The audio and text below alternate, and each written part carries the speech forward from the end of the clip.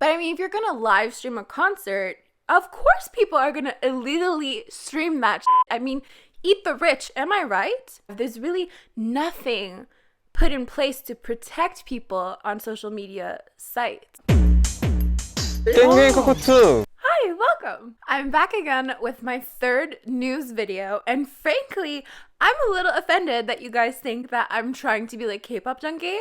First of all, I've never seen one of his videos. But somehow he becomes a conversation in the comment section of my channel anytime pants are mentioned, and I have yet to understand the context of that. Which is probably the case when you guys comment on other creators' posts about my disdain for denim. They're probably like, who the fuck is Angelina? I just want to say, I've got nothing on K-pop junkie or his views. But depending on which pants we're talking about, I will fight him. I'm kidding. So yeah, we're back with another news video. You guys seem to really like this. I don't know what to call my news segment because I do not want to get sued by KQ Entertainment. So I will be accepting suggestions down below.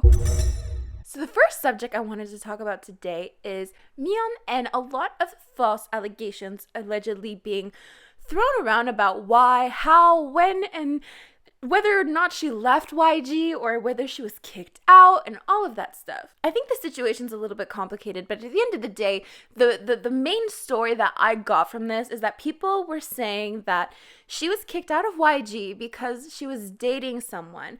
And then because of her, YG had to put down a dating ban because of what she did. I cannot confirm her actions. Like, I cannot confirm whether she dated someone, whether she willingly left YG, whether she was kicked out. Her fans have been defending her against these allegations, saying that she willingly left YG Entertainment because her debut kept getting pushed back. Believable, right? I mean, it's YG Entertainment. But the one thing I can confirm is that YG absolutely, without a doubt, did not enforce a dating ban because of her, or because of an action that she may or may not have done. Because I don't know if you remember this, but I mean, as far back as 2009, we have evidence that YG had a dating ban put onto 21. And this caused a lot of buzz back in the day because 21 had a 5-year dating ban, which people thought was a little bit odd considering 2 of the members were 25 years old. So they thought it was weird that Bom and Dara could not date until they were 30 years old. So that's just a little bit of a clarification. To say that YG put some type of dating ban because of her it's just not true. Because back in second gen, I'm kidding. Well, not really, but you know what I mean. I don't know why I got so passionate about that because I first heard of this when I uploaded my video, Blackpink's Invisible Fifth Member, which got 3 million views and then YG copyright claimed it twice. It was unethical. But you know what? I re-uploaded it and found a way around that. And in the comments, everyone was like, first of all, they were like, is this true? And I'm like, I'm literally putting circles around nothing, so no. In fact, it's not true. But then a lot of the comments are saying it's for Miyeon because she was the 5th member of Blackpink and she got kicked out because she was dating. And that's a lot of the comments that I saw, and I thought I should look into this myself way back then. And I couldn't find anything that actually confirmed that. So it's just odd to me that it's a rumor that has followed her into her debut with another group in another company, and it's being turned into something that it's just really not. Okay, so the next subject we're going to talk about is Soojin getting hate comments as she was doing a V-Live. There's actually a video of her kind of reading the hate comment and then being, upset afterwards. When you see a hate comment, no matter how, prepared you should be in that situation. I mean, if you're an online presence, I think a lot of people just assume that, you should expect to get hate and it should be fine. But I mean, no matter what, no matter how strong you are, the minute you get a hate comment, and you're not anticipating it, and it comes out of the blue, it kind of just shatters your world. Because you could be having a really great day, and then suddenly you read a hate comment, and you're like, oh, she's a grown woman. She understands the state of the internet. She understands that there's people that hate her. But it never stops being shocking. And this situation, of course, speaks volumes to, the state of the internet as it currently is. It's so easy to send people hate, and there are very little repercussions. And the only thing that you're expected to do in this situation is ignore it. And that's terrible. That's such shitty advice to just tell people to ignore it, because it's not that simple. It's really not. There's really nothing put in place to protect people on social media sites like this. You could just not read comments at all, but I don't think that's really fair. And especially for a site like Vlive, it's live. There should be some words that you can block. There should be moderators or comments that could be verified before being allowed to be posted. But even at that, I don't think it would be a perfect system. So let me know in the comments down below, class project time. If you owned the internet, what kind of precautions would you put in place to protect people from the malicious things that are being said?